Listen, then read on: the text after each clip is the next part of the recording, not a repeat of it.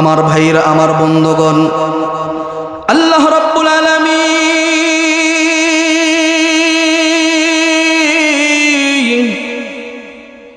কোন কোরআন মানুষদের উপর নাজিল করলেন বাবাজি, খুব খেয়াল করে শোনা চাই ভাইরে। আল্লাহ তাআলা কোরআন বান্দার উপর নাজিল করলেন, নবীকে ডাক দিয়ে বললেন, নবী গো, এই কোরআন আপনার উপর নাজিল করা হলো নবীজি। এই কোরআন আপনি মানুষদেরকে শোনান। এই কোরআন অনুযায়ী যারা জীবন যাপন করবে, এই কোরআন অনুযায়ী যারা রাষ্ট্র পরিচালনা করবে, আমার আল্লাহ তাদের ব্যাপারে দুইটা পুরস্কার ঘোষণা করলেন। চিৎকার দিয়ে বলেন সুবহানাল্লাহ। আমার বন্ধুরে, আল্লাহ রাব্বুল আলামিন তামাম পৃথিবীর মানুষদেরকে ডেকে ডেকে বললেন, ওয়াল্লাহু ইয়াদউ ইলাল জান্নাতি ওয়াল মাগফিরাতি বিইذনি। চিৎকার দিয়ে বলেন সুবহানাল্লাহ। আমার আল্লাহ ডাক দিয়ে বললেন, নবী গো, এই কোরআনের ডাকে যারা সাড়া দেবে, কোরআন অনুযায়ী যারা জীবন যাপন করবে, আমার আল্লাহ তাদেরকে দুইটা পুরস্কার দান করবেন। এক নাম্বার পুরস্কার হলো যারা কোরআন অনুযায়ী জীবন যাপন করবে, যারা তাদের জীবনের ক্ষেত্রে কোরআনকে মেনে নেবে, এক নাম্বার পুরস্কার আল্লাহ তাআলা তাদের জীবনের তামাম গুনাহগুলো মাফ করে দিবেন। দুই নাম্বার পুরস্কার আল্লাহ রাব্বুল আলামিন ঘোষণা করে দিলেন, নবী গো, এই উম্মতদেরকে আপনি জানায়া দেন, যারা কোরআন মেনে নেবে, আমি আল্লাহ তাআলা তাদের নামে জান্নাত লিখে দেব। আরেকটু আওয়াজ দিয়ে বলেন না সুবহানাল্লাহ। আমার গাজীপুর জেলার বাবাজি, আজকে কেন আপনি কোরআন শুনবেন না? কেন কোরআন অনুযায়ী জীবন যাপন করবেন না? আহারে, অনেক মানুষ এই মুহূর্তের মধ্যেও কিন্তু শাস্ত্রের মধ্যে বসে আছে। জানি না কোন বাবাজি ঘরের মধ্যে এখনো পর্যন্ত মনের মধ্যে সন্দেহ করে, যাব কি যাব না। ভাইরে, সময় কিন্তু বেশি দিন নয়, কখন যেন আমার আপনার হায়াত শেষ হয়ে যায়। এই কোরআনের ডাকে আপনি আসলেন না, কোরআনের মাহফিলে আসলেন না। বাবাজি, এই কোরআনকে আল্লাহ রাব্বুল আলামিন মৃত মানুষের পাশে পড়ানোর জন্য নাজিল করেন নাই, এই কোরআনকে নাজিল করেছেন আল্লাহ তাআলা কোরআন অনুযায়ী যেন জীবিত মানুষ রাষ্ট্র থেকে নিয়ে ব্যক্তি জীবন পর্যন্ত প্রতিটা সেক্টরে সেক্টরে বাস্তবায়ন করে। এই কারণে আমার আল্লাহ কোরআন নাজিল করেছেন। কথা বলেন ঠিক কিনা? এই কোরআনের মধ্যে আল্লাহ রাব্বুল আলামিন ডেকে বলেন, নবী গো, এই কোরআনের মধ্যে সবচাইতে ছোট্ট একটা সূরা, সূরার নাম হলো সূরাতুল আসর। বাবাজি, সূরাতুল আসর আপনাদের সামনে তেলাওয়াত করলাম। আসর মানে কোন মুফাসসিরে কেরাম লেখেন আসর শব্দের অর্থ হলো সময়, কোন মুফাসসিরে কেরাম লেখেন আসর মানে হায়াত, তার মানে মানুষের হায়াতের অনেক দাম বেশি। ভাইজান, আমার আপনার হায়াত কত দামি জানেননি? বাবাজি, এখন আপনার বুঝে আসবে না, এখন আমার আপনার বুঝে আসবে না, কিন্তু যেই মুহূর্তে আমার আপনার হায়াত শেষ হয়ে যাবে, ঘুমের ঘরে আমি আপনি দুনিয়া ছেড়ে চলে যাব, ওই সময় বুঝে আসবে ভাইরে আমার আপনার হায়াতের দাম কত বেশি। দেখেন না কত মানুষ ঘুমের ঘরের মধ্যে চলে যায়, যুবক মানুষ রাত্রেবেলা ঘুমাইছে, হঠাৎ করে সকালবেলা দেখা যায় ওই যুবক আর দুনিয়ার মধ্যে না। ভাইজান, মা সকালবেলা ঘরের দরজায় আওয়াজ দেয়, আওয়াজ দেওয়ার পর সন্তান দরজা খুলে নাও, বাবাকে ডেকে বলেন, ওগো আমার সন্তান কেন দরজাটা খোলে না? বাবা ঈশাও দরজার মধ্যে করানাঘাত করে সন্তান দরজা খোলে না। ভাইকে ডাক দেয়, বেটা তোমার ভাই দরজা খোলে না কেন? ভাই এসে দরজায় আঘাত দেয় কিন্তু দরজা খোলে না। পাড়ার সব মানুষগুলো আসে, মার মাথার চান্দির মধ্যে টনক নড়ে যায়। মা তো মা আস্তে আস্তে কান্না শুরু করে দেয়, কারণ সবাই না বুঝলেও মা কিন্তু বুঝে ফেলছে সন্তান মনে হয় আর দুনিয়ার মধ্যে না। ওকে আছো রে, শাবল নিয়ে আসো, দরজাটা ভাঙো। আমার বন্ধুটি দরজাটা ভাঙার পর যাইয়া দেখে রাতের বেলা যেই সন্তান ভালো মানুষ ঘুমিয়ে পড়ল, সকালবেলাও দেখে ওই সন্তান আর দুনিয়ায় নাই। একজন ডাক দিয়ে বলে, সন্তান নাই, কাফনের কাপড় ব্যবস্থা করো, এর ঘরের মধ্য থেকে বের করো। সন্তান দুনিয়ার ছেড়ে চলে গেছে, কিন্তু সে বুঝতে পারে না। আমার বন্ধুগণ, খেয়াল করে শোনা চাই, আমার মা বোনেরা, আমি শুনেছি অনেক মা বোনেরা এসেছে, খুব খেয়াল করে শোনা চাই। সন্তান তখন ওই মৃত মানুষ বাবাকে ডেকে বলেন, বাবা এত মানুষ কেন জড়ো হয়ে গেছে বাবা, কাফনের কাপড় নানার জন্য কেন তোমরা দৌড়াদৌড়ি করতেছ?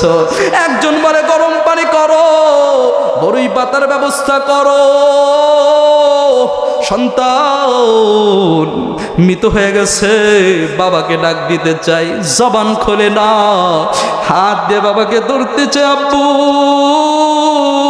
আরে বন্ধু, সন্তান মানুষ যখন মারা যায়, মারা যাওয়ার পর সব কিছু করতে চাই, কিন্তু শক্তিটা থাকে না। এই জন্য আমার আল্লাহ বলেন, বান্দা কোরআন করলা না, কোরআন অনুযায়ী জীবন যাপন করলা না রে বান্দা। আল্লাহ বলেন, ওয়ালাস, সময়ের কসম, সময় মানে হায়াত, সময় মানে জীবন। এই জীবনটা বড় দামি, এই জীবনটা অনেক দামি, জীবনটা অনেক মূল্যবান রে যুবক। যেই দিন মনে করবা, অনেক যুবক ভাই, আমাদের মধ্যে অনেক সময় এমন ঘটনা আমাদের চোখের সামনেই তো ভেসে ওঠে। অনেক যুবক ভাই মোটর সাইকেল অ্যাক্সিডেন্ট কইরা সকালবেলা ভালো মানুষ বের হয়ে যায়, দুপুর বেলায় লাশ হয়ে ফিরে আসে। কথা বলেন ঠিক কিনা? এই জন্য আল্লাহ ডাকতে বলেন, দুনিয়ার মানুষ, হায়াতের কসম, জীবনের কসম, জীবন বড় দামি সম্পদ। আল্লাহর গোলাম, জীবনটারে নষ্ট কইরো না। কত সময় তুমি চাষটলের মধ্যে ব্যয় করো, কত সময় তুমি গাঞ্জার আসরের মধ্যে ব্যয় করো, একটু কি তোমার ভয় হয় না রে যুবক? আরে যুবক, তুই খারাপ পথ, আমি তোমাদেরকে পা ধরে বলবো রে যুবক, তুমি যদি জানতে আল্লাহ তাআলা তোমারে কত মহাব্বত করে, তোমারে কত ভালোবাসতে রে যুবক, জীবনেও কোনোদিন তুমি গুনাহের আসরে যাইতে না। তুমি যখন রুমের মধ্যে জানালা বন্ধ কইরা, দরজা বন্ধ কইরা তুমি যখন গুনার মধ্যে লিপ্ত হয়ে যাও, ওই সময় আমার আল্লাহ চাইলে তোমারে কিন্তু দুনিয়া ছেড়ে শেষ করে দিতে পারতেন। কিন্তু আমার আল্লাহ বড় মায়া করেন, মহাব্বত করেন। মানুষকে বানাইছেন মহাব্বত কইরা, মানুষকে বানাইছেন জান্নাতে দেওয়ার জন্য, মানুষকে বানাইছেন জাহান্নামে দেওয়ার জন্য না, মানুষকে বানাইছে আল্লাহ জান্নাতে দেওয়ার জন্য। এই কারণে যুবক, ঘরের মধ্যে দরজা বন্ধ কইরা, জানালা বন্ধ কইরা গুনাহের মধ্যে লিপ্ত হয়ে যায়, গানের আসরের মধ্যে বসে যায়, গাঞ্জার আসরের মধ্যে বসে যায়, কিন্তু আমার আল্লাহ ডাক দেন না, আল্লাহ আরেকটু মহাব্বত করে ডাক দেন না, আল্লাহ আমার আল্লাহ। ওই গুনাহের সময় আমার আল্লাহ জানালার মধ্য দিয়া, দরজার মধ্য দিয়া আল্লাহ তাআলা আমাকে আপনাকে অক্সিজেন দান করেন। কথা বলেন ঠিক কিনা? এই জন্য আমার আল্লাহ বলেন, ওয়াল আস, সময়ের কসম। আল্লাহ তাআলা সময়ের কসম খেয়ে একটা কথা বলেন, আল্লাহ তাআলা বলেন সময়ের কসম, হায়াতের কসম, ইন্নাল ইনসানা লাফি খুসর, নিশ্চয় তামাম পৃথিবীর মানব জাতি ক্ষতিগ্রস্ত। চিৎকার দিয়ে বলেন আল্লাহু আকবার। একটু জিকির করে লা ইলাহা, মহব্বতে মহব্বতে ভাই, লা ইলাহা। আর বাবাজি একটু আগান, সামনে একটু আগান, একটু আগান। আমার বাবাজিরা পিছু যারা আছেন, একটু আমার আলোচনা সুবিধা দেবে। লা ইলাহা ইল্লাল্লাহ, লা ইলাহা ইল্লাল্লাহ, লা ইলাহা ইল্লাল্লাহ। এটা সোজা করে ফেলেন বাবাজি, মাঝখানে ফাঁকা রাখেন না, সুন্দর করে বসেন, একটু হরকত দেন। দিনের মাহফিল আল্লাহ কবুল করে নেবেন। লা ইলাহা, লা ইলাহা জোরে, লা ইলাহা। ভাইজান এই কালে মার বান্ধ বেলা, কাজে লাগবে মরণ বেলা। আহার নিদ্রা ভালো লাগে না ভাই, আহার নিদ্রা ভালো লাগে না ভাই, ভালো লাগে ইল্লাল্লাহ, লা ইলাহা, জোরে জোরে মহব্বতে মহব্বতে ভাই,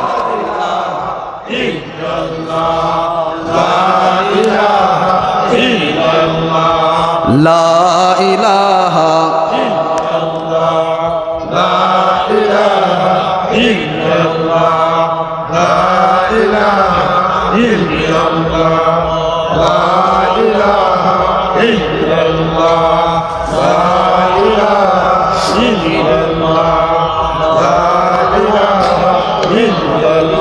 জোরে লা ইলাহা ইল্লাল্লাহ, লা ইলাহা, লা ইলাহা ইল্লাল্লাহ মুহাম্মাদুর রাসূলুল্লাহ। জোরে জোরে বলি সাল্লাল্লাহু আলাইহি ওয়াসাল্লাম। আল্লাহ তাআলা বললেন ওয়াল আস, সময়ের কসম, হায়াতের কসম। আল্লাহ কসম খেয়ে বললেন, আমাদেরকে একটা মেসেজ দিলেন। সেই মেসেজটা হলো একটা সংবাদ দিলেন। কি বললেন? আল্লাহ বলেন তামাম পৃথিবীর সব মানুষ ক্ষতিগ্রস্ত। খুব খেয়াল করে শোনা চাই, বোঝা চাই, পৃথিবীর সব মানুষ কেমনে ক্ষতিগ্রস্ত হয়। চিন্তার বিষয়, সব মানুষ আবার কেমনে ক্ষতিগ্রস্ত? একজন আলেম, সে তো আমল করে যাইতেছে। মুফতি সাহেব, শাইখুল হাদিস সাহেব, মুহাদ্দিস সাহেব, হুজুর, ওলামায়ে কেরাম সারাক্ষণ আমল করে যাইতেছে। সেই ব্যক্তি আবার কেমনে ক্ষতিগ্রস্ত হয়? কথা বলেন ঠিক কিনা? এই কথার মধ্যে পৃথিবীর যত মানুষ আছে, রিক্সা চালক, চাকরিজীবী, এমপি, মন্ত্রী, শাইখুল হাদিস সাহেব, মুসল্লি, ছোট বড়, মুরব্বি, নারী, পুরুষ, সব মানুষ অন্তর্ভুক্ত। আল্লাহ বলেন পৃথিবীর যত মানুষ আছে সব মানুষ ক্ষতিগ্রস্ত। কিন্তু সব মানুষ কেমনে ক্ষতিগ্রস্ত হয়? আচ্ছা বলেন, যে ব্যক্তি নামাজ পড়ে সে আবার কেমনে ক্ষতিগ্রস্ত হয়? এই জন্য এই আয়াতের তাফসীর লিখতে গিয়ে যুগশ্রেষ্ঠ একজন মুফাসসির, ওলামায়ে হযরতগণ জানবেন, দার্শনিক ইমাম আল্লামা ইমাম ফখরুদ্দিন রাজি রহমাতুল্লাহ আলাইহি। কি নাম? আল্লামা ইমাম ফখরুদ্দিন রাজি রহমাতুল্লাহ আলাইহি। উনি একটা তাফসীরের কিতাব লিখেছেন। তাফসীরের কিতাবের নাম হলো তাফসীরে কাবীর। বিশাল বড় একটা তাফসীরের কিতাব। নাম কি? তাফসীরে কাবীর। আমার ভাই, এই পৃথিবীর মধ্যে কিন্তু কোরআনের অনেক তাফসীরের কিতাব আছে। সুবহানাল্লাহ বলেন, আরেকটু জোরে বলেন সুবহানাল্লাহ।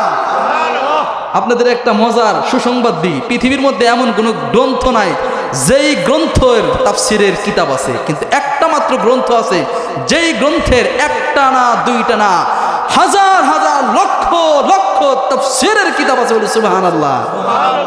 কতগুলো তাফসীরের কিতাব আছে একটু সংখ্যা বললে ভালো হবে না? আপনাদেরকে একটু বলে যাই। আমাদের দেওবন্দের একজন নক্ষত্র ছিলেন আল্লামা আনোয়ার শাহ কাশ্মীরি রহমাতুল্লাহ আলাইহি। আনোয়ার শাহ কাশ্মীরি রহমাতুল্লাহ আলাইহি, ওনার ইন্তেকাল হল 1931 হিজরিতে, খ্রিস্টাব্দে। উনি বলেন, আমি আমার জীবনে প্রায় 2.5 লক্ষ কোরআনের তাফসীরের কিতাব পেয়েছি। সুবহানাল্লাহ। আপনারা কালকে বললেন নাকি? পিছনের বাবাজিটা বলে না, এখনো বসে রয়েছেন, এখনো বসে রয়েছেন, বলে না সুবহানাল্লাহ। আপনারা মনে করছেন 2.5টার কথা বলছি নাকি? কয়টার কথা বলছি? কয়টা? পিছনের আপনাদের যে সুবহানাল্লাহ আওয়াজ, এরা মনে করতেছে কোরআনের 2.5টা তাফসীর আছে। আমি বলেছি 2.5 লক্ষ, বলেন সুবহানাল্লাহ। আরে ভাই, আপনি দেখেন এই হিন্দুদের কিতাব দেখেন, দুনিয়ার যারা কাফের মুশরিকরা আছে ওদের ধর্মগুলো দেখেন, 2.5 লক্ষ তো দূরের কথা, ওদের ধর্মে গ্রন্থের 2.5টা কিতাবও পাওয়া যাবে না। কথা বলেন ঠিক কিনা? 1931 খ্রিস্টাব্দে যদি আনোয়ার শাহ কাশ্মীরি রহমাতুল্লাহ আলাইহি বলেন কোরআনের তাফসীরের কিতাব হলো 2.5 লক্ষ, আমি হলফ করে বলতে পারি এই যে 100 বছরের ব্যবধান, আমার মনে হয় এই কোরআনের তাফসীরের কিতাব 3 লক্ষ ছেড়ে গেছে। বলি সুবহানাল্লাহ। অনেকগুলো তাফসীরের কিতাব আছে, তার মধ্যে একটা তাফসীরের নাম হলো তাফসীরে কাবীর। আমার ভাইরা, আমার বন্ধুগণ, প্লিজ বাবাজি কোনো দিক মনোযোগ দিবেন না, আমার দিকে তাকান। আমার মা ও বোনেরা, বাবাজি জীবনে তো অনেক তাফসিরের মাহফিল শুনেছেন, আমার তাফসিরটাও শুনে যান ভাইরে। অন্তরের মধ্যে হিংসা রাখেন না, বিদ্বেষ রাখেন না, আল্লাহর ভয়টা সামনে নিয়া অন্তরটা নরম কইরা আজকের তাফসির কোরআন মাহফিলকে আল্লাহ রব্বুল আলামিনের জন্য বসে বসে শোনান আর ডাকতে বলেন আল্লাহ। জীবনে এই ময়দানে আসতেও পারে, নাও আসতে পারে। আজকে যেহেতু আল্লাহ তাআলা আমাকে এখানে নিয়ে এসেছেন, আমি জানি না, গ্যারান্টিও দিতে পারবো না এই মাহফিল থেকে আমরা চলে যাব, আবার সামনে বছর এই মাহফিল আসতে পারবো কিনা তাও আমরা জানি না।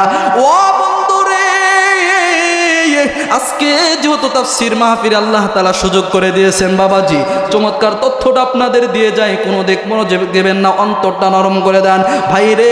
এই দুনিয়ার মধ্যে অনেকগুলো তাফসীরের কিতাব রয়েছে, তাফসীর মাজহারি রয়েছে, তাফসীর ইবনে কাসির রয়েছে, আমার বন্ধুরে তাফসীর কুরতুবী রয়েছে, আমার ভাইজান তাফসীরে উসমানী রয়েছে। তন্মধ্যে একটা সবচাইতে বড় তাফসীরের কিতাবের নাম হলো তাফসীরে কাবীর।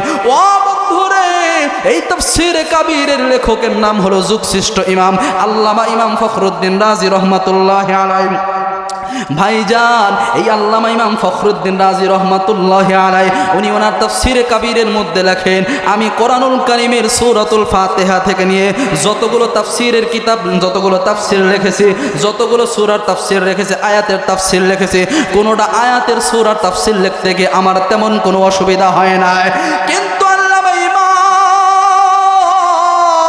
ফখরুদ্দীন রাজি রহমাতুল্লাহি আলাইহি বলেন, আমি যখন এই কোরআনের সূরাতুল আসরের তাফসীর লেখার জন্য শুরু করলাম, আমি আর সূরাতুল আসরের তাফসীর লিখতে পারলাম না। চিৎকার দিয়ে বলেন সুবহানাল্লাহ, আর একটু আওয়াজ দিয়ে বলেন না সুবহানাল্লাহ। আমার বন্ধুগণ, আমার গাজীপুরের বাবাজি আল্লামা ইমাম ফখরুদ্দীন রাজি রহমাতুল্লাহ আলাইহি বলেন, কোরআনের সবগুলো তাফসীর লিখলাম, কোনো তাফসীর লিখতে গিয়ে আমার অসুবিধা হইল না। আমি যখন সূরাতুল আসরের তাফসীরটা লিখলাম, আমি যখন সূরাতুল আসরের তাফসীর লেখা শুরু করলাম, একদিন হয়ে যায়, 2 দিন হয়ে যায়, আমি এই সূরাতুল আসরের তাফসীর আমি বুঝতে পারলাম না। হাই রে, আল্লাহ তাআলা এই সূরাতুল আসরের মধ্যে কি বললেন? তাম পৃথিবীর মানুষ ক্ষতিগ্রস্ত। আল্লাহ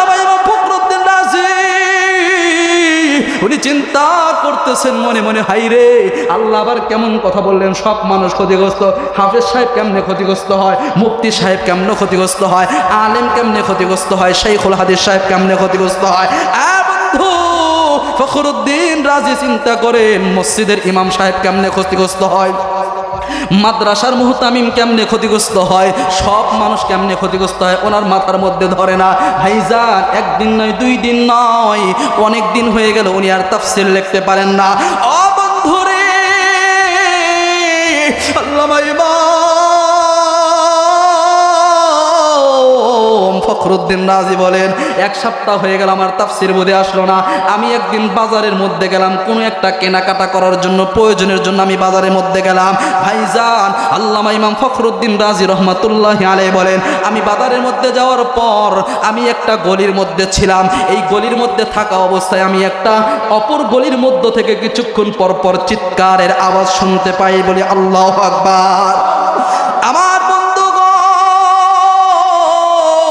আল্লামা ইমাম ফখরুদ্দীন রাজি বলেন, আমি কিছুক্ষণ পর পর একটা বাজারের গলির মধ্যে চিৎকারের আওয়াজ শুনতে পাইলাম। আল্লামা ইমাম ফখরুদ্দীন রাজি উনি বলেন, আমি যখন চিৎকারের আওয়াজটা শুনতে পাইলাম, আমি এই গলির মধ্য থেকে ওই গলির কাছে গেলাম, যা দেখতে পাই এই লোকটা কেন চিৎকার করতেছে, কেন কিছুক্ষণ পর পর চিৎকার করে। আল্লামা ইমাম ফখরুদ্দীন উনি ওই গলির মধ্যে যাওয়ার পর এইবার দেখেন একটা লোক বরফ ফ্যাক্টরির মালিক, এই বরফ ফ্যাক্টরির মালিক একটা বরফের চাকা নিয়ে, আমার বন্ধুগণ একটা বরফের চাকা নিয়ে একটা টেবিলের উপর রাখার পর বরফ ফ্যাক্টরির মালিক বরফের একটা চাকা ডিপ থেকে বের কইরা টেবিলের উপর এইভাবে রেখে দিছে। রেখে দেওয়ার পর কিছুক্ষণ পর পর চিৎকার করতেছে, আর ডাকতে বলেন, এর দুনিয়ার মানুষ, আরে পৃথিবীর মানুষ, কে আছো, এমন কোন ব্যক্তি আছো? আমার এই যে বরফের চাকাটা টেবিলের উপর রাখলাম, এই বরফের চাকাটা কিছুক্ষণ পর পর গলে যাচ্ছে। আমার বন্ধুগণ খুব খেয়াল করে শোনা চায়, বলেন তো দেখে, বরফের চাকা যদি টেবিলের উপর রাখা হয় ওটা কি আমান থাকবে না গলে যাবে? জোরে বলতে হবে, আমান থাকবে না গলে যাবে? আল্লামা ইমাম ফখরুদ্দীন রাজি রহমাতুল্লাহি আলাইহি বাজারের মধ্যে যাওয়ার পর ওই গলির মধ্যে দেখতে পাই ওই লোকটা বরফের একটা চাকা টেবিলের উপর রাখার পর কিছুক্ষণ পর পর চিৎকার করে ডাক দিয়ে বলতেছেন, পৃথিবীর মানুষ, দুনিয়ার মানুষকে আছো, আমাকে একটু সাহায্য করো, তোমরা কেউ পারবা কিনা? এই বরফের চাকাটা গলে যাইতেছে, তোমরা একটু আমাকে সাহায্য করো, এই চাকাটা যেন না গলে যায়। আল্লামা ইমাম ফখরুদ্দীন রাজি এই দৃশ্য দেখার পর আল্লামা ইমাম ফখরুদ্দীন রাজির আর বুঝতে দেরি হইল না। উনি এই দৃশ্যটা দেখার পর আল্লাহর কাছে ডাক দিয়ে বলতেছেন, আল্লাহ, আমার সূরাতুল আসরের তাফসীর বুঝতে আর দেরি নাই। চিৎকার দিয়ে বলেন সুবহানাল্লাহ, লা ইলাহা, জোরে লা ইলাহা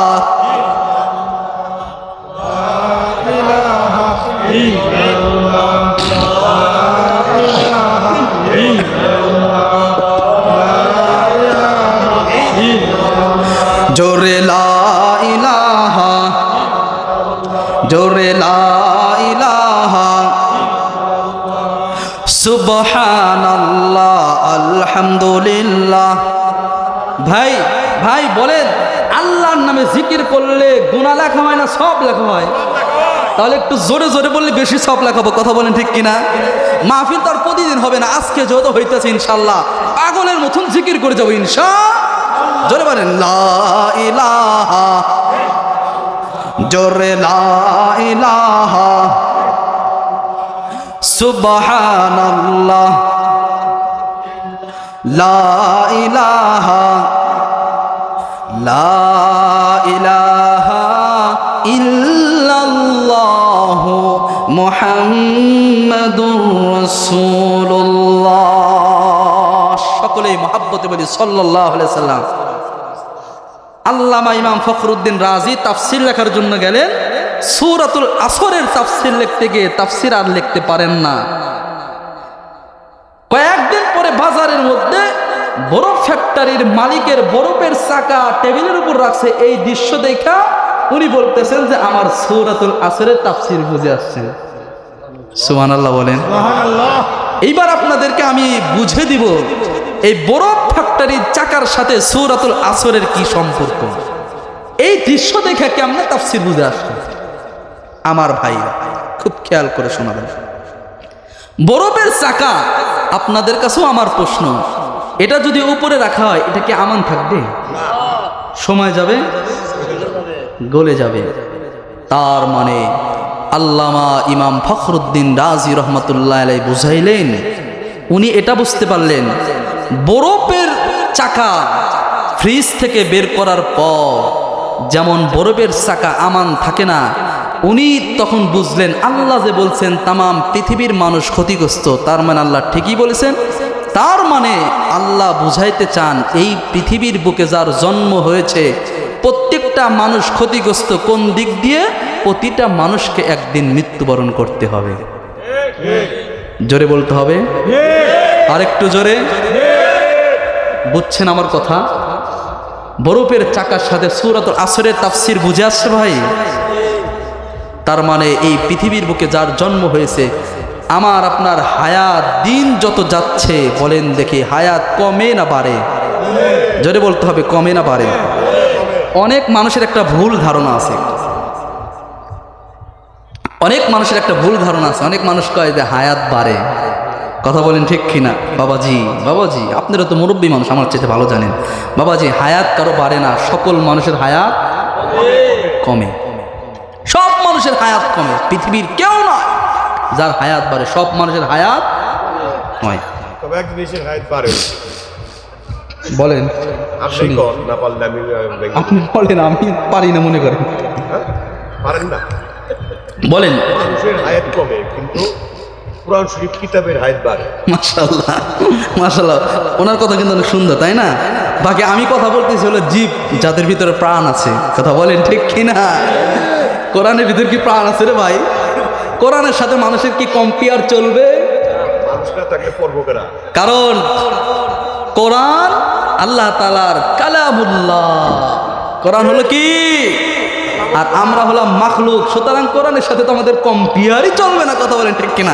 যাই বাবাজি, আমরা এদিকে যাব না, আমরা আমাদের মূল তাফসিরে চলে যাই। তাফসিরটা হলো আল্লামা ইমাম ফখরুদ্দিন রাজি, ওনার বুঝে আসলো যে আল্লাহ যে বলছেন তামাম পৃথিবীর সব মানুষ ক্ষতিগ্রস্ত, তার মানে সব মানুষ হায়াত কমার দিক দিয়ে ক্ষতিগ্রস্ত, কথা বলেন ঠিক কিনা?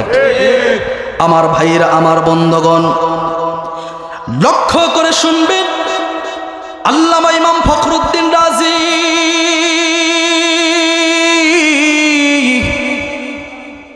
বাজারের মধ্যে যাওয়ার পর ওনার তাফসির বুঝে আসলো তামাম পৃথিবীর মানব জাতি ক্ষতিগ্রস্ত।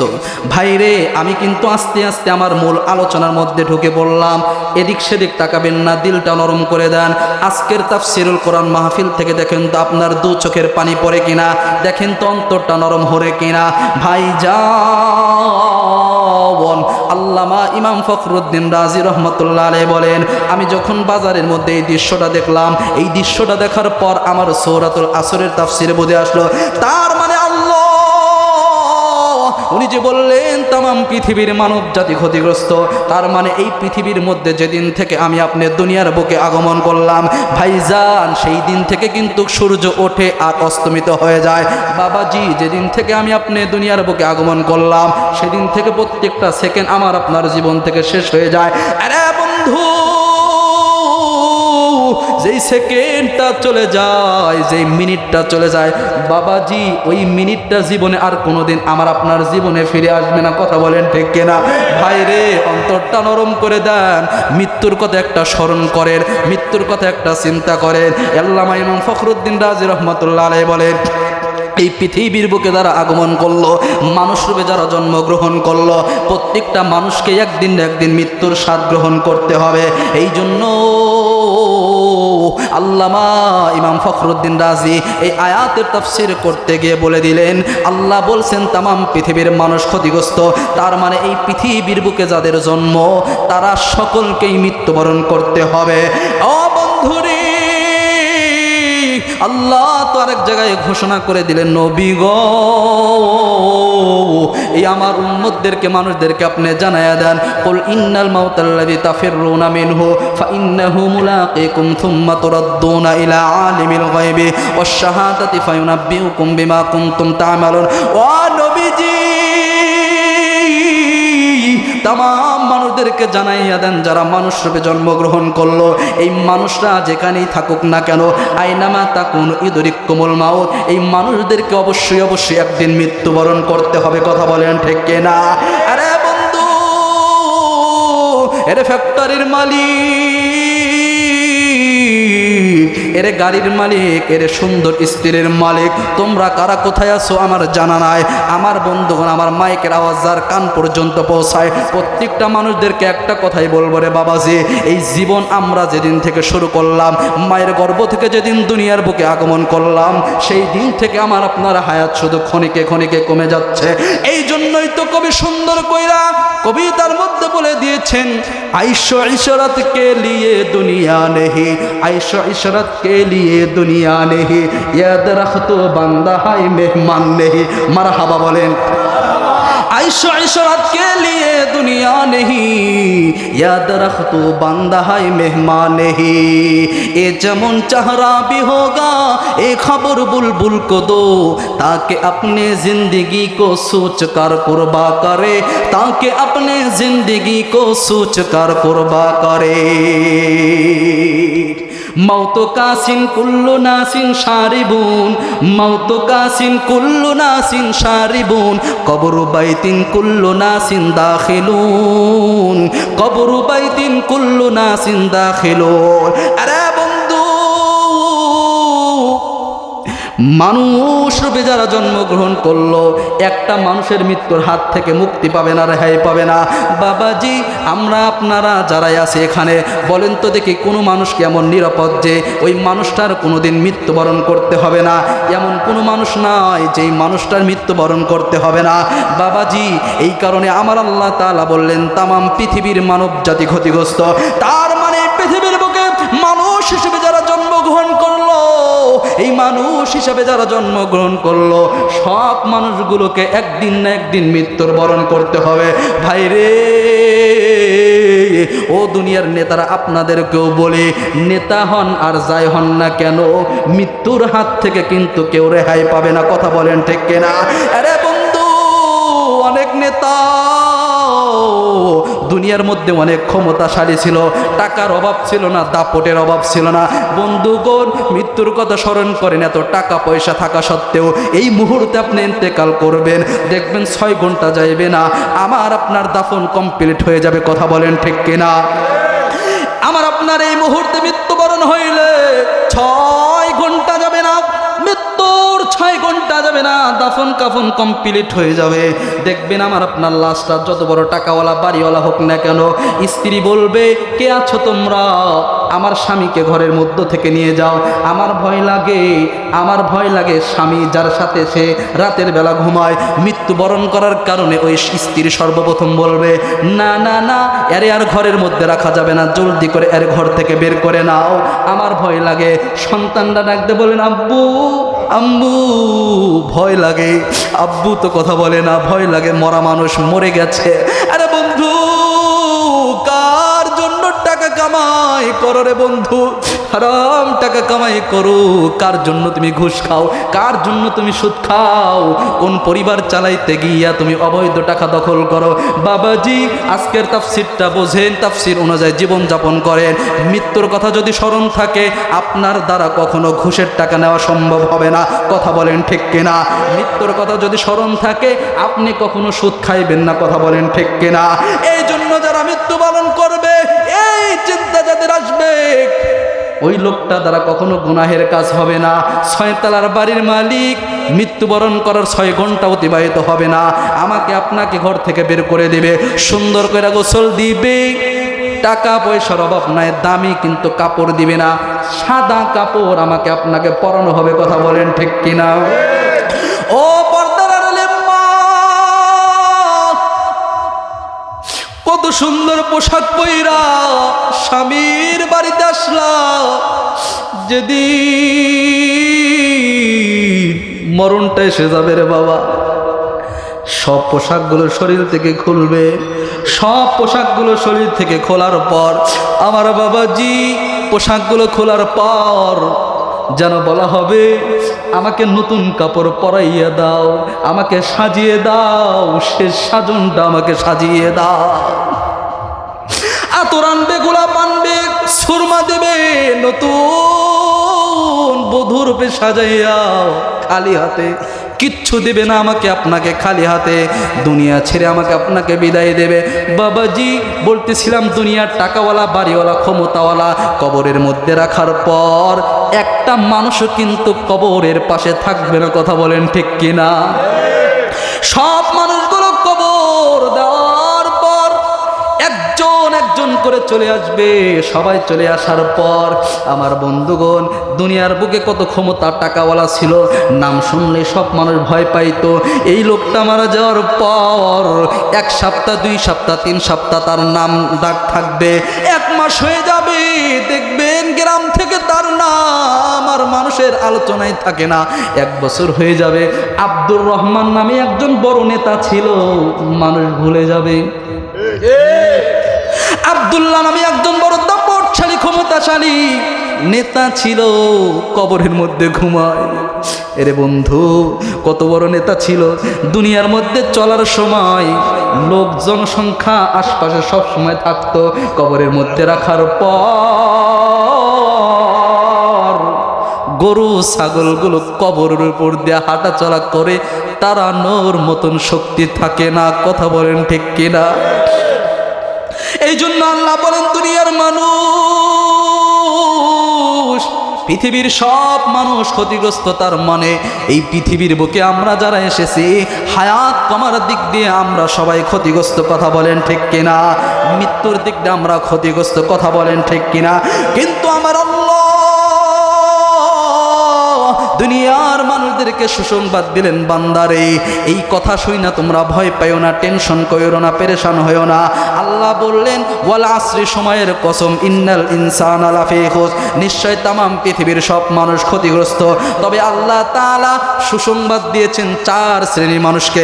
আল্লাহ বলেন 4 শ্রেণীর মানুষ ক্ষতিগ্রস্ত না, বলি সুবহানাল্লাহ। আর একটু জোরে বলেন সুবহানাল্লাহ। হয় নাই বাজান, আরেকটু আওয়াজ দিয়ে বলেন সুবহানাল্লাহ।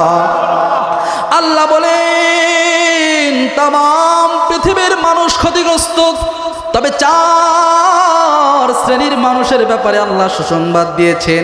4টা গুণ যার মধ্যে থাকবে, এই 4 শ্রেণীর লোক কখনো ক্ষতিগ্রস্ত হবে না। চিৎকার দিয়ে বলেন সুবহানাল্লাহ। এইবার আমার বন্ধুরে আমাকে একটু কথা দেন, কারা কারা এই 4টা গুণ শুনে যাবেন? 2খানা হাত উঠাইয়া দেখান। নারায়ে তাকবীর। আজকের মাহফিল, আজকের মাহফিল কবুল হোক, কবুল হোক। নারায়ে তাকবীর। আমার বাবাজি হাত দুটো নাড়া দেন, মাশাআল্লাহ। আজকের মাহফিল আমার মনে হয় এখানে নূর চমকাতেছে, আল্লাহ তাআলা পক্ষ থেকে সুবহানাল্লাহ। আমার মনে হয় আজকের মাহফিল আল্লাহ ফিরাইয়া দিবেন না, কথা বলেন ঠিক কিনা? এবার আসুন, মনোযোগ দিন আমার দিকে, কোনো দিক তাকাতাকি করবেন না। আল্লাহ বললেন তামাম পৃথিবীর মানুষ ক্ষতিগ্রস্ত, তবে কয় শ্রেণীর মানুষ ক্ষতিগ্রস্ত না? সবাই বলেন কয় শ্রেণীর? তার মানে 4 শ্রেণীর মানুষ কি মৃত্যুবরণ করবে না? তাহলে আবার এরা ক্ষতিগ্রস্ত হবে না কেন?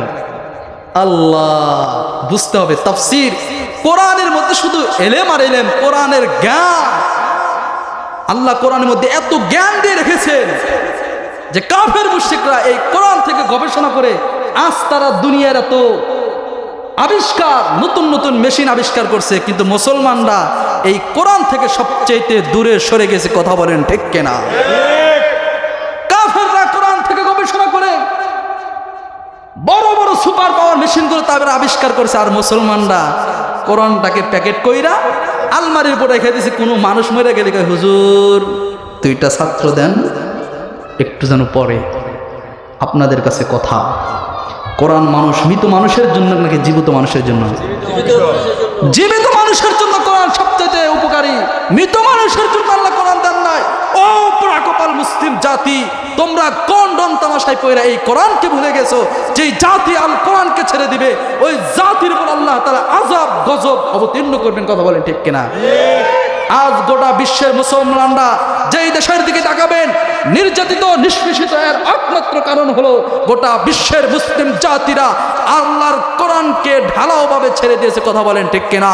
আবার যদি গোটা বিশ্বের মুসলিম জাতি ঐক্যবদ্ধভাবে আল্লাহর আল কোরআনকে মজবুতভাবে শক্ত করে ধারণ করতে পারে, এই মাহফিল থেকে আমরা ঘোষণা করে দিতে পারি, আবার যদি সবাই কোরআনের দিকে ফিরে আসে ইনশাআল্লাহ, সুম্মা ইনশাআল্লাহ, গোটা বিশ্বের মুসলিম জাতিকে কোনো দল, কোনো রাষ্ট্র, কোনো গোষ্ঠী নেই যে মুসলিম জাতিদেরকে পরাজয় করবে, কথা বলেন ঠিক কিনা?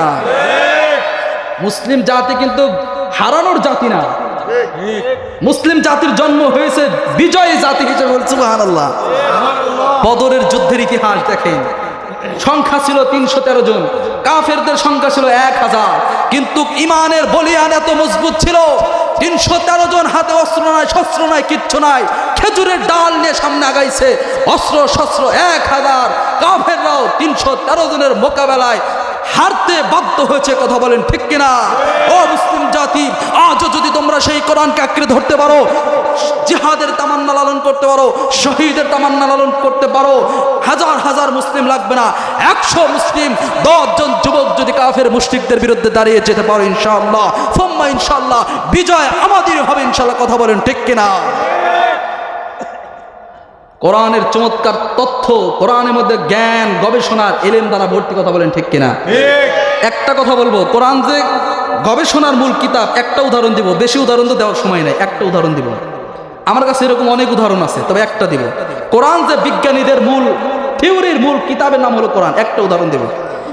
আচ্ছা, আপনাদের কাছে আমার প্রশ্ন, পৃথিবী এত উন্নতি অগ্রগতি হওয়ার একমাত্র কারেন্ট এই পৃথিবীর সভ্যতাকে বেশি আগে নিছে, সেটার নাম হলো কারেন্ট, বিদ্যুৎ। কথা বলেন, জোরে বলতে হবে, ঠিক কিনা?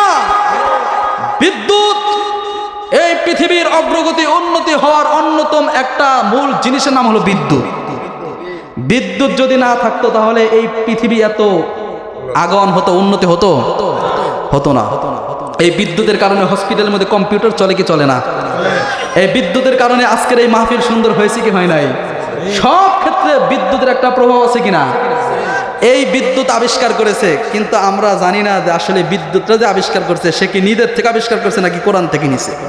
আমি আপনাদেরকে বলি, বিদ্যুৎ আবিষ্কারের মূল থিওরিটা আমার আল্লাহ সুবহানাহু ওয়া তাআলা 1450 বছর আগেই কোরআনের মধ্যে এই মূল থিওরি দিয়েছে। চিৎকার দিয়ে বলেন সুবহানাল্লাহ। কি থিওরি? বিদ্যুৎ আবিষ্কার হয়েছে, বিদ্যুৎ তৈরি হয়েছে কিসের থেকে বলেন? বিদ্যুৎ যিনি বানাইছেন কিসের থেকে বানাইছেন? এই যে মাশাআল্লাহ, এই তো আপনার উত্তর পারেন। কি থেকে বানাইছে? জোরে বলতে হবে, কি? পানি। বিদ্যুতের অন্যতম মূল উপাদান হলো পানি। আর অন্য কিছু থেকে হয়, যেমন বাতাস থেকে। বাতাস থেকেও বিদ্যুৎ তৈরি হয়, কিন্তু সেটা খুবই কম, পার্সেন্টেজ খুবই কম। পানি থেকে যেই পরিমাণ বিদ্যুৎ তৈরি হয় বাতাস থেকে ওই পরিমাণ হয় না। তো পানি থেকে বিদ্যুৎ আবিষ্কার করেছে এই লোকটা কি জানে যে পানি থেকে বিদ্যুৎ আবিষ্কার করতে হবে? সে জানে না। সে আল্লাহর কোরআন গবেষণা পড়েছে, কিন্তু তারা আল্লাহকে মানার জন্য পড়ে নাই। কোরআনতে গবেষণার কিতাব এই হিসাবে পড়তে পড়তে গিয়ে দেখে যে আমার আল্লাহ সুবহানাহু ওয়া তাআলা সূরাত নূর 18 নম্বর পারা, আজকেই বাড়িতে গিয়ে খুলবেন, 18 নম্বর পারার মধ্যে আল্লাহ তাআলা সূরাত নূরের মধ্যে ঘোষণা করে দিয়েছেন সেই 1450 বছর পূর্বে। আল্লাহ বলেন, আল্লাহু খালাকা কুল্লা দাব্বাতিন মিম্মা। আল্লাহ বলেন, এই আয়াতের তর্জমা হলো, আল্লাহ বলে দিয়েছেন যে আমি এই পৃথিবীর যত প্রাণী আছে, যত মাখলুকাত আছে, সব মাখলুকাতকে আমি আল্লাহ পানি থেকে সৃষ্টি করছি। কি থেকে সৃষ্টি করছেন? পানির থেকে। তার মানে পৃথিবীর মধ্যে যত সৃষ্টি আছে, সব সৃষ্টির মূল উপাদান যত আছে, তোর মধ্যে মূল জিনিসের নাম হলো কি? জোরে বলতে হবে, আরো জোরে। জোর হলো না? পানি থেকে সৃষ্টি করছেন। দেখেন, কোরআন গবেষণার কিতাব, এরা আবিষ্কার করতেছে হ্যাঁ সব কিছু সৃষ্টির পিছনে পানির আবার এত দাম কেন? আল্লাহ কেন পানি ব্যবহার করছেন? তার মানে এই পৃথিবীর মধ্যে সবচেয়ে যেটা প্রয়োজনীয় জিনিস, সেই জিনিসের নাম হলো কি? পানি যদি না থাকতো মানুষ যে কত বিপদের মধ্যে পড়তো। কথা বলেন ঠিক কিনা?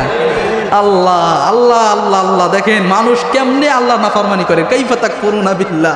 কেমনে মানুষ আল্লাহ নাফরমানি করে? ও নাস্তিকরা, তোমরা কেমনে আল্লাহকে অস্বীকার করো? ও কাফের মুশরিকরা, কেমনে আল্লাহকে অস্বীকার করো? আমার আল্লাহ যদি পানি না দিতেন, আমার আল্লাহ যদি বাতাস না দিতেন, এই পৃথিবীর মানুষের চলা অসম্ভব হয়ে যাইত।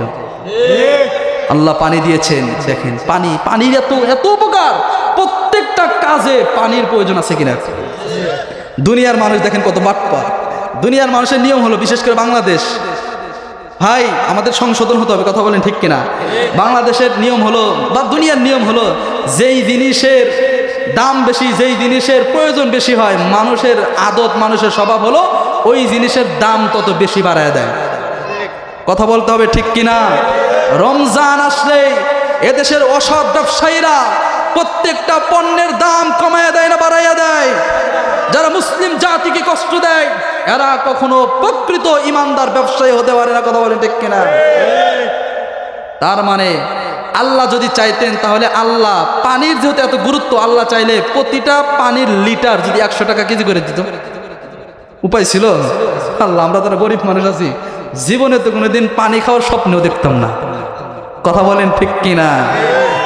আল্লাহ যেই জিনিস মানুষের জন্য সবচেয়ে বেশি প্রয়োজন, আল্লাহ ওই জিনিসকে তত ফ্রি করে দিয়েছেন। এই কারণে দেখবেন যেখানে ইচ্ছা সেখানে আপনি বোর্ডিং করেন, আল্লাহ পানি আর পানি। কথা বলেন ঠিক কিনা? আবার পানিটা কত সুমিষ্ট আল্লাহ।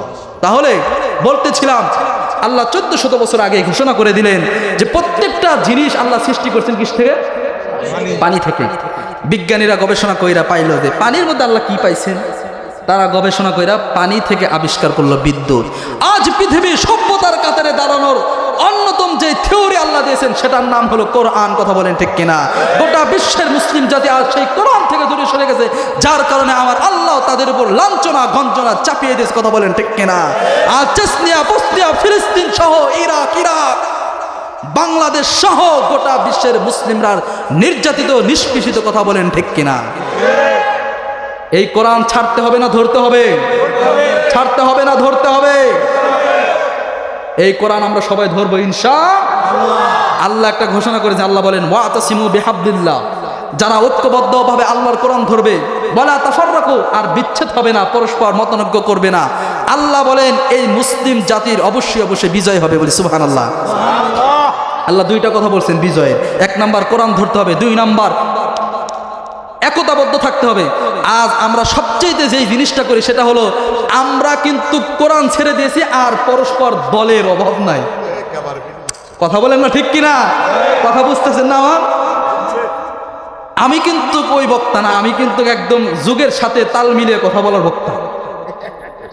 যেটা দরকার ওটা বলতে হবে, কথা বলেন ঠিক কিনা? ভয় পাওয়ার সুযোগ নাই, কথা বলেন ঠিক কিনা? আমরা তো মনে করি আমরা হক কথা বললে আমাদের সাথে এদেশের তৌহিদে মুসলিম জনতা আছে ইনশাআল্লাহ। আপনারা আছেন ইনশাআল্লাহ? আল্লাহ আমাদের সাথে আছেন কিনা কথা বলেন? ভয় পাওয়ার কোনো সুযোগ নাই। আল্লাহ বলছেন দুইটা জিনিস, একটা কোরআন, দুইটা হলো একতাবদ্ধ। অথচ এই দুইটা জিনিস আমরা ছেড়ে দিয়েছি। আল্লাহর কোরআন মসজিদে তাকের উপর রেখে দিয়েছি, ধুলা পড়তে পড়তে পড়তে একবারে কি যে একটা অবস্থা, আল্লাহ, এই জন্য আল্লাহ গজব চাপিয়ে দিয়েছেন। আর একটা হলো আমরা এত দলের অভাব নাই। ও আপনার কি বলে হানাফি, শাফি, মালিকি, এরপরে আহলে হাদিস, তারপরে আপনার কি বলে সুন্নি, ওহাবি, এরপরে বেদাতি, এই যে কত দল পৃথিবীর বুকে আবিষ্কার হয়েছে। এই কারণে টুপি দেখলেও অনেক সময় আমরা মত পার্থক্য করি, কথা বলেন ঠিক কিনা? টুপি দেখেই বলি যে ও কিন্তু আমাদের দলের না।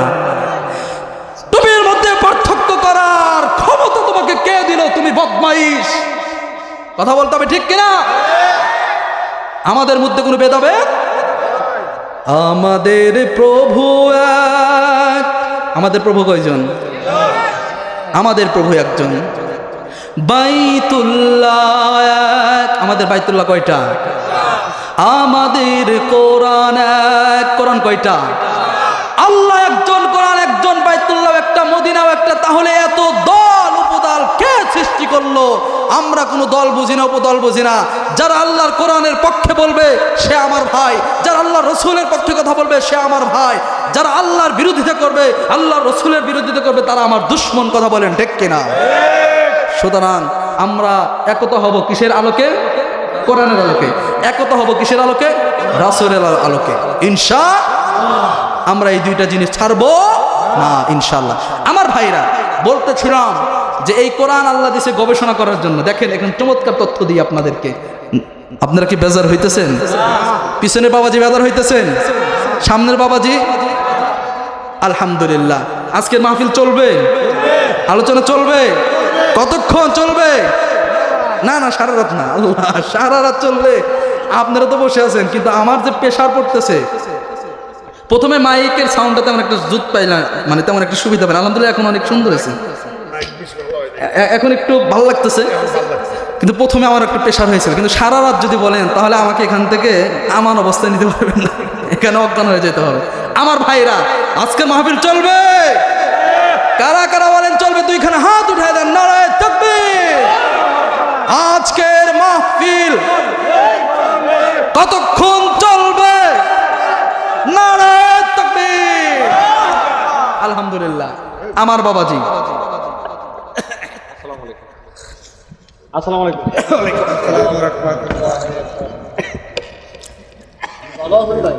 আলহামদুলিল্লাহ, আপনারা ভালো আছেন? মাশাআল্লাহ। আমাদের এই যে সাবেক চেয়ারম্যান সাহেব উপস্থিত হয়েছেন, আমরা খুশি না বেজার? আলহামদুলিল্লাহ। আল্লাহ তাআলা ওনার হায়াতের মধ্যে বরকত দান করে সকল বলি আমিন। আমার মনে হচ্ছে আজকের মাহফিল আল্লাহ ফিরাইয়া দিবেন না, কবুল করবেন। নারায়ে তাকবীর। কোরআন মাশাআল্লাহ। আমাদের যে প্রধান মেহমান উনিও চলে আসছে, বলে মারহাবা। আল্লাহ তাআলা হুজুরের আগমনকে সহজ করে সকলে বলি আমিন। তাহলে আজকের মাহফিলে আমি যে তথ্যটা দিচ্ছি, বলতেছিলাম যে কোরআন এটা গবেষণার কিতাব নাকি মসজিদে রাখার কিতাব? গবেষণার কিতাব। এটা গবেষণা করার জন্য দিয়েছে। এই কোরআন মুসলিমরা আজ ছেড়ে দিয়েছে। আজ তারা মনে করে যে কোরআন এটা মনে হয় শুধু মাদ্রাসা মসজিদে থাকার নাম। কথা বলতে হবে ঠিক কিনা? এই কোরআন কিন্তু শুধু মাদ্রাসাওয়ালাদের জন্য, মসজিদের জন্য না। প্রতিটা ব্যক্তি যে বলবে আমান্না বিল্লাহ, যে বলবে আমি মুসলমান, প্রত্যেকটা মুসলমানের জন্যই হলো এই কোরআন। কথা বলেন ঠিক কিনা? এই কোরআনের শাসন সংবিধানে চান কিনা? আমার বিশ্বাস, আমি আপনাদের সামনে বলে যাই, যেই দলই যাক, ওটা আমার কোনো কথা না, ক্ষমতায় যেই দলই যাক, যেই দলই যাক, আমার কথা হলো যেই দলে ক্ষমতা যাবে তাদের উচিত সংবিধানে আল কোরআনের আইন বাস্তবায়ন করার। কথা বলেন ঠিক কিনা? এই যে আজকে চাঁদাবাজি, বাটপাড়ি, ছিনতাই, হত্যা, খুন, জেনা, ধর্ষণ বাংলার জমিন থেকে কখনোই উদাও হচ্ছে না। বাংলার জমিনটা যেন এগুলো থেকে মুক্তি পাচ্ছে না। আমি বলতে চাই, চ্যালেঞ্জ করতে চাই, আজকে সংবিধানে আল কোরআন অনুযায়ী বিচার কার্যক্রম করেন, আগামীকাল দেখবেন এই বাগানে আর কোনো, এই জমিনে আর কোনোদিন আমার মা ও বোনেরা ধর্ষণ হবে না, কোনো চুরি ডাকাতি ছিনতাই হবে না। কথা বলেন ঠিক কিনা? কোরআন এমন সুপার পাওয়ার, কোরআন সুপার পাওয়ার। কিন্তু মানুষ, আফসোস লাগে, মানুষ কি করে? কোরআনকে মাইনাস করে নিজের মন দ্বারা বিচার করে, যার কারণে আল্লাহ ওই জাতিকে কখনো রেহাই দেন না। কথা বলেন ঠিক কিনা? এই জন্য এই কোরআনের কথা বলতেছিলাম। এই কোরআন আল্লাহ তাআলা তথ্য দিয়েছেন, দেখেন কি তথ্য, চমৎকার তথ্য আপনাদের সামনে দিয়ে যায়। বলতেছিলাম আল্লাহ বলেন তামাম পৃথিবীর মানব জাতি, বলতে হবে আল্লাহ বলেন তামাম পৃথিবীর মানব জাতি, তবে কয় শ্রেণীর মানুষ ক্ষতিগ্রস্ত না? 4 শ্রেণীর মানুষ ক্ষতিগ্রস্ত না। তার মানে এই 4 শ্রেণীর মানুষ কি মৃত্যুবরণ করবে না? করবে। উদাহরণ দিলেই বুঝে আসবে। দেখেন কোরআনে আল্লাহ কত সুন্দর করে উপমা দিয়েছেন।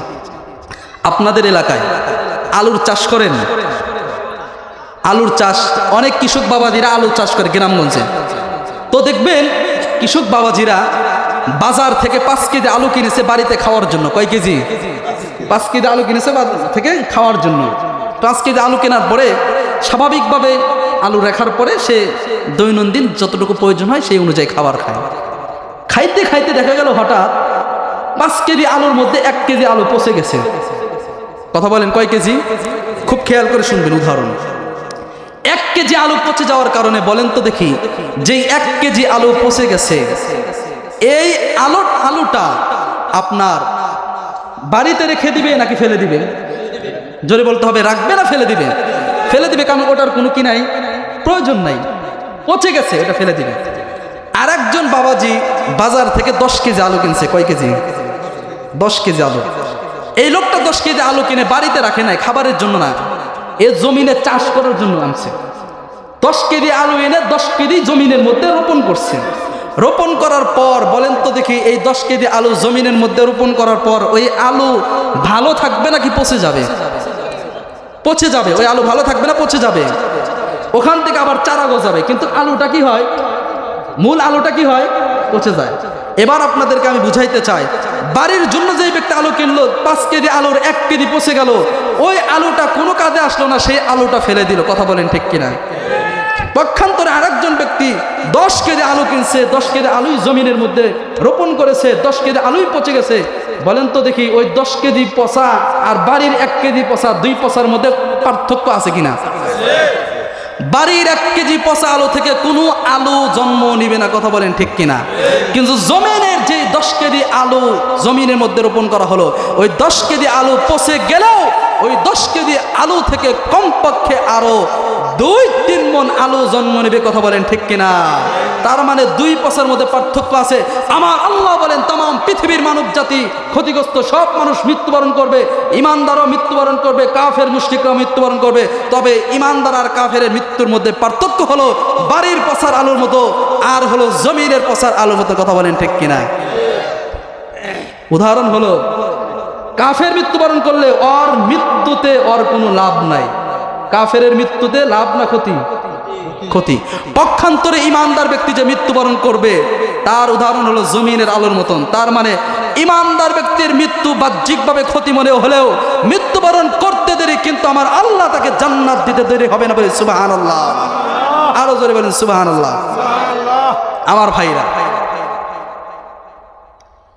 তাম পৃথিবীর মানুষ জাতি বললেন, আল্লাহ তাআলা মেসেজ দিলেন, এই পৃথিবীর বুকে যারা জন্মগ্রহণ করেছে সকল মানুষ ক্ষতিগ্রস্ত, মৃত্যুর দিক দিয়ে ক্ষতিগ্রস্ত, সব মানুষকে মৃত্যুবরণ করতে হবে।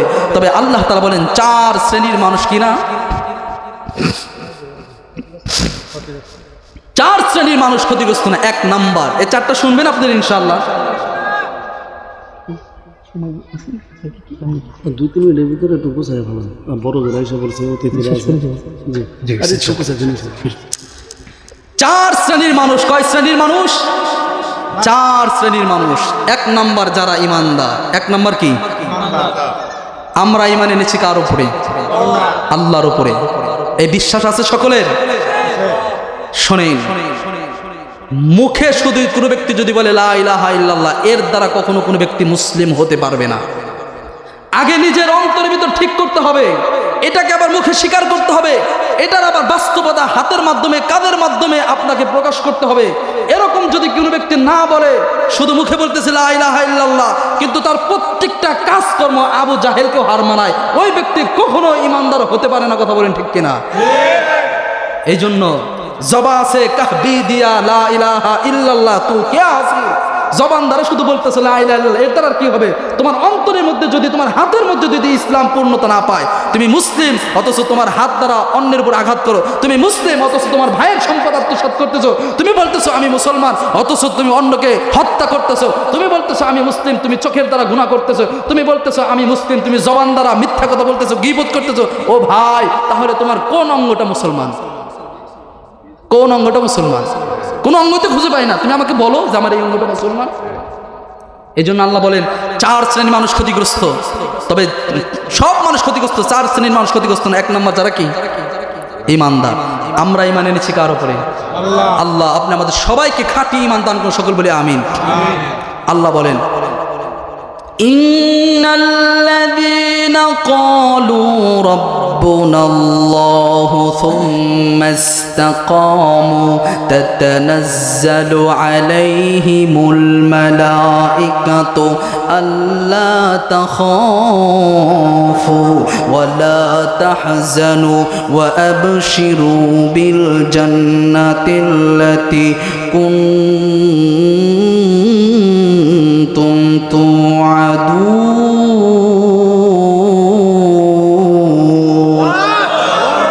আমার ভাইরা, আমার বন্ধুগণ, আমার বাবাজি, আমি কিন্তু আজের একদম শেষ পয়েন্টে চলে এসেছি। ভাইরে, যারা বলবে আমরা ঈমান এনেছি আল্লাহর উপর, আমার আল্লাহ বলেন এই ঈমান আনার পরে এই ঈমানের উপর যারা অবিচল অটল থাকবে, আমার আল্লাহ এই শ্রেণীর লোকদেরকে বলে তাদের কোনো ভয় নাই, তাদের কোনো চিন্তা নাই। বলে সুবহানাল্লাহ। ও বন্ধুরে, ঈমান আনলেই চলবে না, ঈমান আনার পর ঈমানের উপর অবিচল অটল থাকতে হবে। ভাইরে, ঈমান আনার পর হক কথা বললে পারে আমার আপনার বিরুদ্ধে জুলুম নির্যাতন আসবে কিনা? ভাইরে, শুধু আমার উপর আসে না, আপনাদেরকে ছোট্ট একটা ঘটনা বলেই আমি বয়ান শেষ করে দিব। ও বন্ধুরে, ঈমান এনেছিলেন যেমন ফেরাউনের বাদী মা শ্বেতা, ফেরাউনের দাসী ছিল, নাম ছিল মা শ্বেতা। এই মা শ্বেতা ফেরাউনের দাসী, ফেরাউন নিজেকে রব দাবি করেছে। আমার বন্ধুগণ, ফেরাউন রব দাবি করার পর এই মা শ্বেতা গোপনে গোপনে আল্লাহকে বিশ্বাস করছে, আল্লাহর উপর ঈমান আনছে। ভাইরে, গোপনে যদি কোনো ব্যক্তি ঈমান আনে, এই ঈমান কিন্তু একদিন প্রকাশ পাইবে। কথা বলেন ঠিক কিনা? কারণটা হলো ঈমান কিন্তু গোপন থাকার জিনিস না। কথা বলেন ঠিক কিনা? এই মা শ্বেতা গোপনে গোপনে ঈমান আনার পর একদিন ফেরাউনের বিপক্ষে, ফেরাউনের পিছনে দাঁড়াইয়াছিল, বাদীর পিছনে দাঁড়াইয়াছিল। বাদীর পিছনে দাঁড়াইয়া যাওয়ার পর একদিন চুল আশ্রাইতেছিল, হঠাৎ করে হাত থেকে চুরিটা পড়ে গেল। এই মা শ্বেতা আল্লাহর নাম বইলা, বিসমিল্লাহ বইলা চিরুনিটা উঠাইলো। ও বন্ধুরে, মুসলিমরা প্রত্যেকটা কাদের শুরুতেই বিসমিল্লাহ বলে কিনা? জোরে বলতে হবে, বলে কিনা? মা শ্বেতা বিসমিল্লাহ বইলা চিরুনিটা উঠাইলো। চিরুনিটা ওইটা উঠানোর পর ফেরাউনের পালক পুত্র মেয়ে ছিল, ফেরাউনের পালক মেয়ে ছিল, এই ফেরাউনের পালক মেয়ে বাবার কাছে যাইয়া বলে, ও আমার আব্বা, আপনি তো নিজেও কেউ রব দাবি করেন। ফেরাউন কিন্তু মানুষদের মধ্যে ঘোষণা করে দিয়েছিল, আনা রব্বুকুমুল আলা। ফেরাউন বলে, তোমাদের রব আমি। বলে নাউজুবিল্লাহ। ছোট্ট মেয়ে বাবার কাছে গিয়ে বলেন, বাবা আপনি বলেন আপনি রব, কিন্তু আপনার বাদী মা শ্বেতা, সে তো আপনাকে ছাড়া অন্য আরেকজন রবের নামে চিরুনি উঠাইলো। তার মানে বাবা এই বাদী আপনাকে রব মানে না, সে নাকি আল্লাহকে রব মানে। বলি সুবহানাল্লাহ। এইবার ফেরাউনের কানে যখন ঘটনাটা গেল, ঘটনাটা যাওয়ার পর এইবার ফেরাউন বাদীকে ডাক দিল। বাদীকে ডাক দেওয়ার পর বাদীকে বলতেছে, বাদী তুমি নাকি আমি ফেরাউনকে মানো না, আমি ফেরাউনকে না মানি না, তুমি নাকি অন্য কোনো রবকে মানো। এইবার বাদী বলতেছে, যেহেতু আপনি জেনে ফেললেন আমার গোপন ইমানের কথা, আল্লাহ আমি আর আমার ইমানকে গোপন রাখবো না, আমি আজকে প্রকাশ করে দিব। এইবার ফেরাউনের সামনে বলতেছেন, হ্যাঁ আমি আপনাকে রব মানি না, আমি রব মানি, তিনি হলেন আমার আল্লাহ। এইবার যখন মা সে তার কথা শুনলো, ফেরাউন এইবার বলতেছে, হায় হায় আমার রাজ্যে থেকে আমার খাইয়ে আমার পয়রা আমাকে রব মানে না, আর বেশিক্ষণ দেরি করা যাবে না, এরে তাড়াতাড়ি গরম তেলের মধ্যে চোবাও, এর সন্তানকে আনো, হয়তো এই ভয়ে সে রব থেকে ফিরে আসবে। কিন্তু বাজান রে, যারা আল্লাহর উপর বিশ্বাস করে, দুনিয়ার যত জুলুম নির্যাতন হয়, তারা কিন্তু আল্লাহর উপর বিশ্বাস থেকে ফিরে আসে না। কথা বলেন ঠিক কিনা? এই মাসে তার মেয়েকে গরম তেলের মধ্যে দেওয়া হলো। গরম তেলের মধ্যে দেওয়ার পর এইবার মাসে সে আল্লাহর উপর বিশ্বাস অটল রেখেছে। এইবার ফেরাউন বলতেছে, ও মাসে তোমার সন্তানকে দেওয়া হলো, তোমার কিছুক্ষণ পর তোমাকেও গরম তেলের মধ্যে দেওয়া হবে, তুমি এখনো সুযোগ আছে, তুমি তোমার ইমান থেকে ফিরে আসো। আমার বন্ধুগণ, যারা ইমানদার তারা দুনিয়ার যত জুলুম আসে, মাসে তার মতন তারা সব জুলুম সহ্য করবে, ইমান কখনো ছাড়বে না। কথা বলেন ঠিক কিনা? আমার ভাইরা, ঘটনা আরেকটু লম্বা, আমি সংক্ষিপ্ত করে দিচ্ছি, সময় কম। মা শ্বেতা ফেরাউনের সামনে দাঁড়ায় ইমানের পাওয়ারে আল্লাহর স্বীকৃতি দিয়েছে, আমরাও ইনশাআল্লাহ ইমান যেহেতু এনেছি, ইনশাআল্লাহ যত জুলুম নির্যাতন আসবে, ইনশাআল্লাহ সুম্মা ইনশাআল্লাহ আমরা কখনো বাতিলের সামনে মাথা নত করব না, ইনশাআল্লাহ। সম্মানিত হাজিরিন, তাহলে ইমানদার শেষ করে দেব। 4 শ্রেণী মানুষ। 1 নম্বর যারা ইমানদার, 2 নম্বর যারা নেক আমল করে, 3 নম্বর যারা একে অপরকে সত্যের উপদেশ দেয়, 4 নম্বর যারা একে অপরকে ধৈর্যের উপদেশ দেয়। এই 4 শ্রেণীর মানুষ মৃত্যুবরণ করলেও আল্লাহ তাআলা এদেরকে জান্নাত লিখে দিবেন। বলে সুবহানাল্লাহ। তবে একটা জিনিস বিষয় হলো, 1 নম্বর ইমানদার। একটা কথা আপনাদেরকে বলে দিই, ইমানের অনেকগুলো শাখা আছে, তার মধ্যে একটা শাখা হলো, ছোট্ট করে আমি বলে দিই, বলেন তো দেখি, আল্লাহ কয়জন? জোরে বলতে হবে, কয়জন? যদি কেউ আল্লাহকে একজন না মানে, তার ইমান থাকবে? এবার আসুন, আমার আপনার নবীর নাম কি? বিশুদ্ধভাবে বলেন, আমার আপনার নবীর নাম কি? হযরত মুহাম্মদুর রাসূলুল্লাহ সাল্লাল্লাহু আলাইহি ওয়াসাল্লাম। শোনেন, মাসালাটা শোনেন। কোনো ব্যক্তি যদি আমার আপনার নবীকে শেষ নবী না মানে, ইমান থাকবে না কাফের হয়ে যাবে? জোরে বলতে হবে, ইমান থাকবে না কাফের হয়ে যাবে?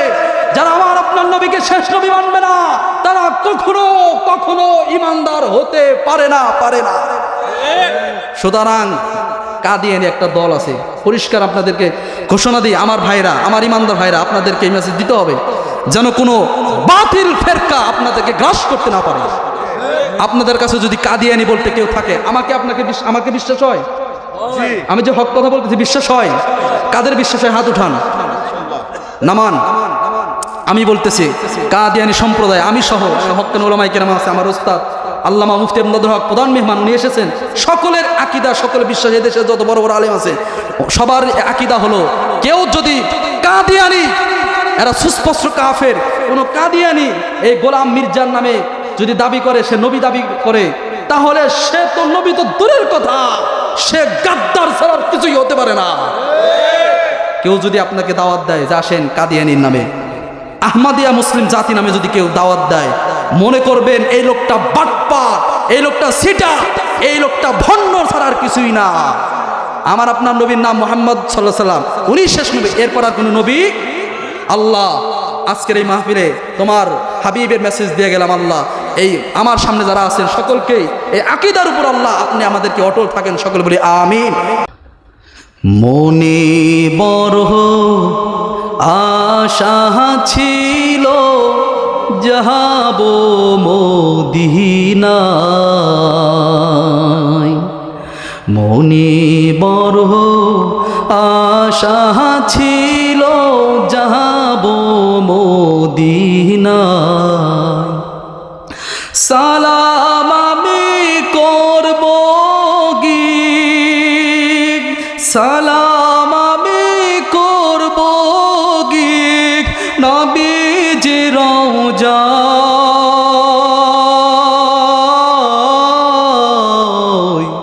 মনে বড় আশা ছিল যাব মদিনায়। মারহাবা। আরব সাগর পাহাড়ি দেব,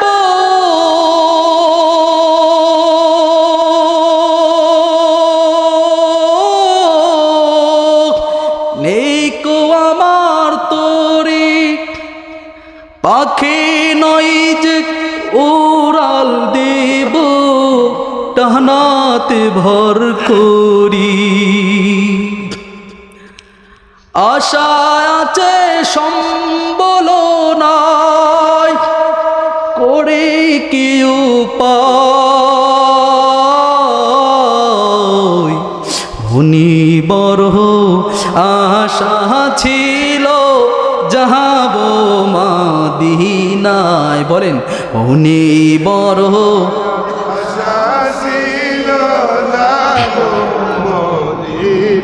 আমি দুইটা গজল গাইতে ভালোবাসি, একটা হলো নবীজির শানে আর একটা হলো মায়ের শানে। দুইটা গজল গাইতে আমি বেশি ভালোবাসি। আমি মাকে মহব্বত করি, মাকে ভালোবাসি, বাবাকে আমি অনেক ভালোবাসি। আমি যে কোনো মাহফিলে মা বাবার রস বেশি করি।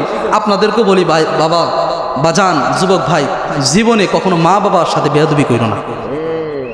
এটা যে কি রত্ন, যে চিনেছে সে বুঝেছে। যেই দুঃখিনী মা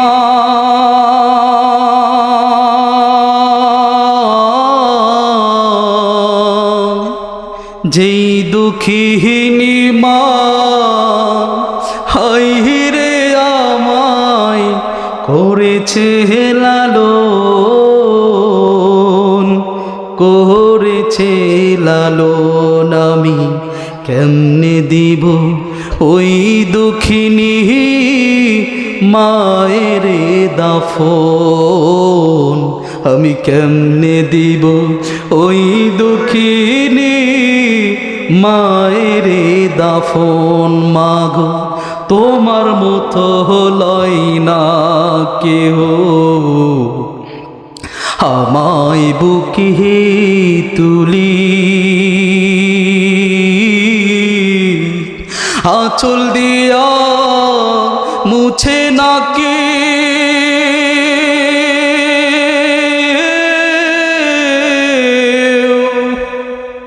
আঁচল দিয়া মুছে নাকে আমার চোখের পানি, হাইরে মা জননী আমার, হাইরে মা জননী আমার, হাইরে মা জননী। মারহাবা। আল্লাহ তাআলা আমাদের সবাইকে